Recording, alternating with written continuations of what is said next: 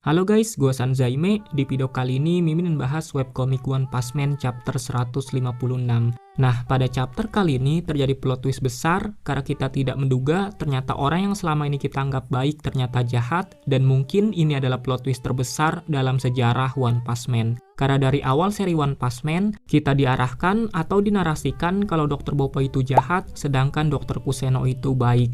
Dan yang Mimin salut itu, One Sensei sebenarnya sudah menyinggung masalah ini di chapter yang rilis puluhan tahun yang lalu dan baru diungkap kebenarannya. Bisa dibilang udah ada beberapa clue, cuma kita tidak menyadarinya. Nah, Saitama juga sebenarnya sudah dimata-matai oleh Dr. Kuseno lewat Genos. Sebelum mulai video ini, jangan lupa buat klik like dan subscribe biar Mimin senang, dan kalau mau dislike pencetlah 2 kali. Oke lah, gak usah lama-lama, langsung aja kita bahas webcomic One Punch Man chapter 156.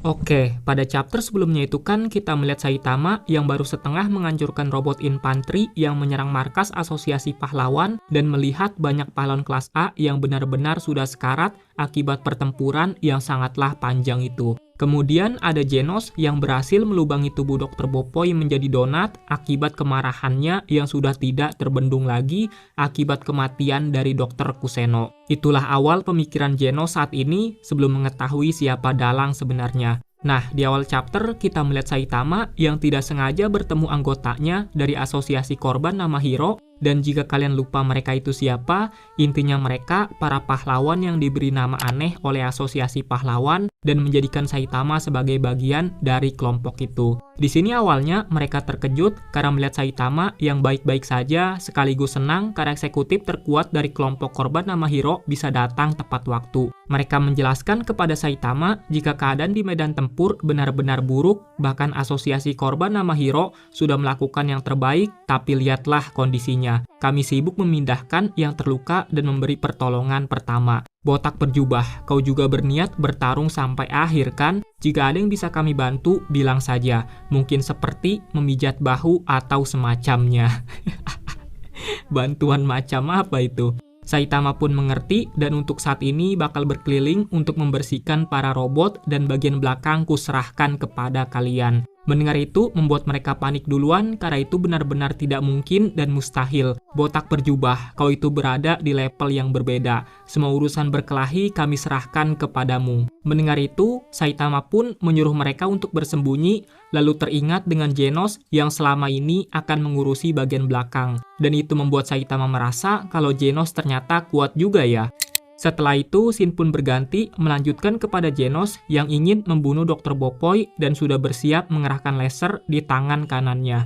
Nah, Chill Emperor dengan cepat langsung mengerahkan senjata multi lengannya untuk menghentikan Genos agar tidak membunuh Dr. Boppo. Tapi yang gokil adalah setelah Genos mendapatkan upgrade terbaru, matanya bisa mengeluarkan sebuah laser seperti Superman dan menghancurkan senjata multi lengan milik Chill Emperor dengan mudah. Nah, pada situasi itu, Dr. Boppo langsung memanfaatkan kesempatan Genos yang lengah saat mengurusi Chill Emperor untuk langsung merubah tangannya menjadi sangat besar dan sepertinya dia mengubah tubuhnya menjadi cyborg. Dr. Boppo bergumam, menurut perhitunganku, tenaga yang bisa dihasilkan dari tubuh ini sekitar sepertiga kekuatan dari Super Alloy Darkseid. Ini teknologi baju tempur curian dan ini performa versi terbaru. Kekuatan mematikannya terlalu besar, jadi aku menahan diri untuk tidak menggunakannya melawanmu. Saat ini sebagian besar tubuhku adalah cyborg mekanis, beberapa organ dan sendi buatan rusak tapi belum fatal. Dengan begitu, sudah ada langkah antisipasi untuk serangan ketika Metal Series tidak tersedia di dekatku. Tentu saja, aku juga memberikan penekanan khusus pada penguatan tengkorakku.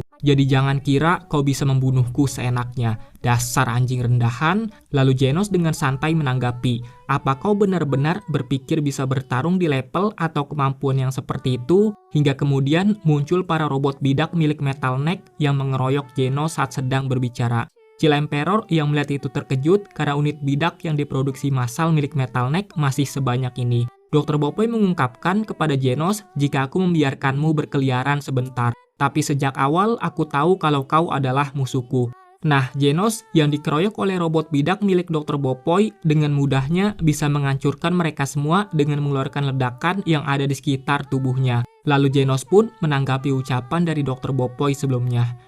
Tentu saja, aku adalah musuhmu dan akulah yang pasti akan membunuhmu. Dan kita di sini melihat, Genos memiliki kekuatan baru seperti kekuatan psikis layaknya Tatsumaki ataupun Fubuki setelah mendapatkan upgrade besar-besaran terakhir kali. Nah, melihat hal itu, Dr. Bopoi pun berkata dalam hati, sepertinya dia memakai manipulasi magnetik kompleks dalam pertarungan sungguhan, dan dengan kontrol sempurna pula, gelombang otaknya pasti diperkuat sampai wilayah yang berbahaya.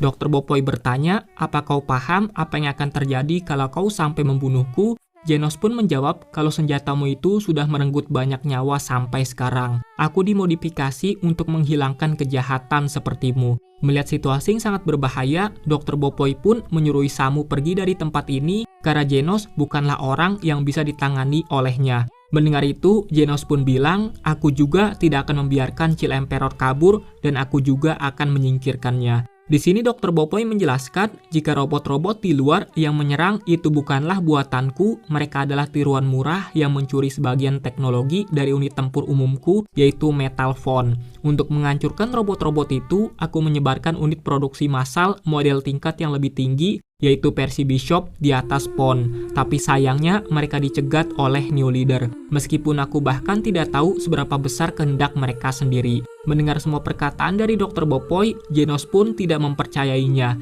Nah, melihat reaksi dari Genos, Dr. Bopoi sepertinya paham kalau Genos ini seperti orang yang gak tahu apa-apa. Akulah satu-satunya orang yang bisa menghentikan tentara robot itu. Dan jika kau membunuhku, kalian tidak lagi punya cara untuk menghadapi mereka. Lalu dibalas oleh Genos, kalau mereka atau robot itu memang tidak bisa dihentikan, maka Saitama Sensei dan aku yang akan menghancurkan mereka semua. Tapi pertama-tama, aku akan mengakhirimu saat ini dan sudah bersiap untuk mengerahkan kekuatannya lagi.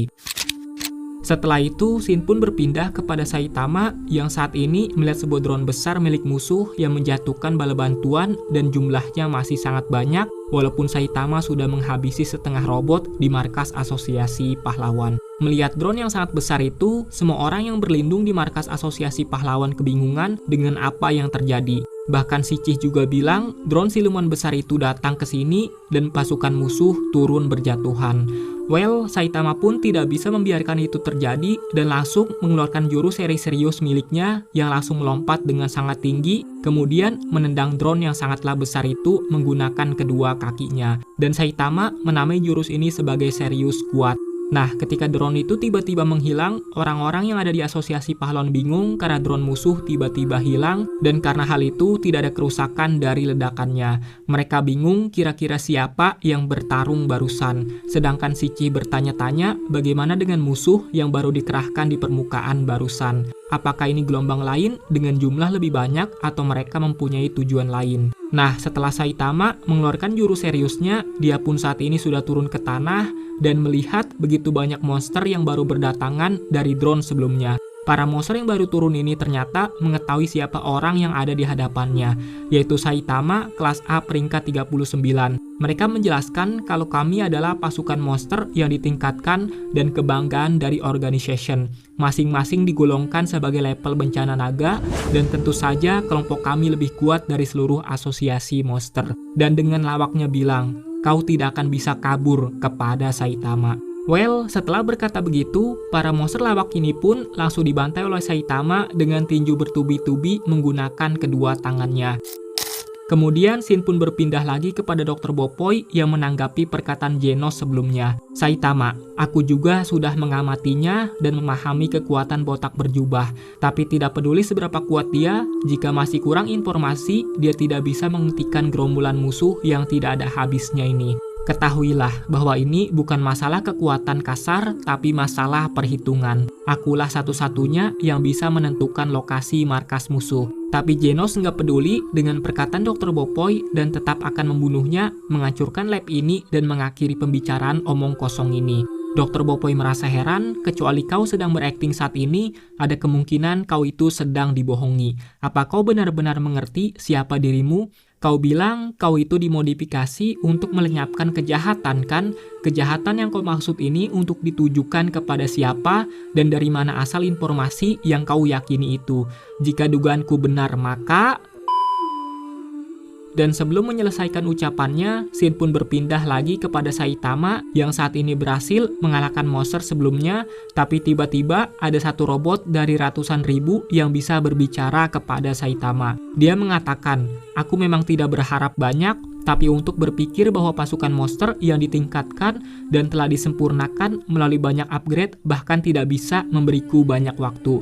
Meskipun aku berhasil mengumpulkan cukup banyak data, tapi kau menghalangi rencanaku." Dan tiba-tiba aja robot infanteri itu berubah menjadi Draepneck yang selama ini menjadi robot biasa, dan inilah robot yang dimaksud dari Black Sperm yang berkata di chapter kemarin kalau dari begitu banyak robot ada satu yang menyamar di antara mereka. Kemudian ada lanjutan dari percakapan Dr. Bopoi yang bilang, "Genos, kau itu sudah ditipu oleh Draepneck.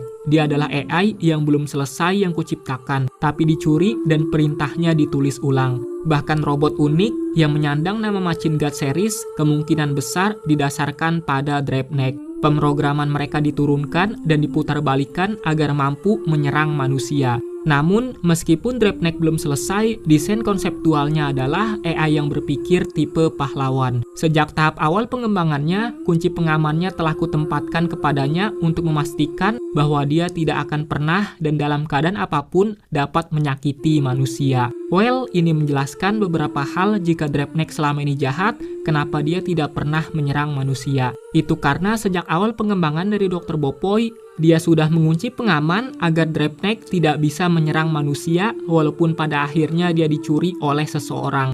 Dr. Bopoi melanjutkan perkataannya. Dia terus-menerus diberi informasi yang bias oleh tuannya yang mengatakan bahwa aku adalah kejahatan.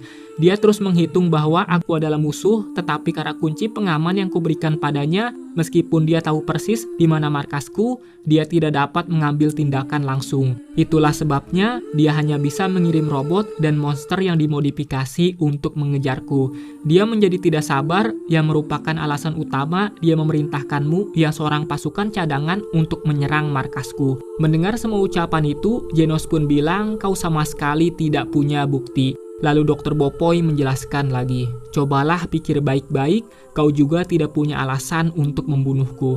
Dengar, bahkan sekarang aku bisa terus melacak informasi tentang semua jenis senjata curian termasuk data dari Draepneck. Musuh telah menerapkan enkripsi cerdas pada semua sinyal perintah mereka sebagai tindakan anti pelacakan. Tetapi berkat pengerahan robot skala besar-besaran ini, dekripsi berjalan dengan cepat. Kita tinggal selangkah lagi untuk mencapai markasnya. Dalang itu telah berhasil sembunyi selama bertahun-tahun dan hanya tinggal sedikit lagi aku berhasil menemuinya." Tapi Genos pun tetap tidak mempercayai ucapan Dr. Bopoi dengan alasan, "Tidak mungkin kau yang melihat keadaan dunia menyedihkan ini tidak bertindak tapi sok-sokan bisa menjadi keadilan." Dr. Bopoi menjelaskan, "Jika aku bukannya tidak peduli, tapi aku selalu berpikir berbeda dari kalian semua. Umat manusia memang menerima kerusakan kali ini, tapi tidak akan musnah.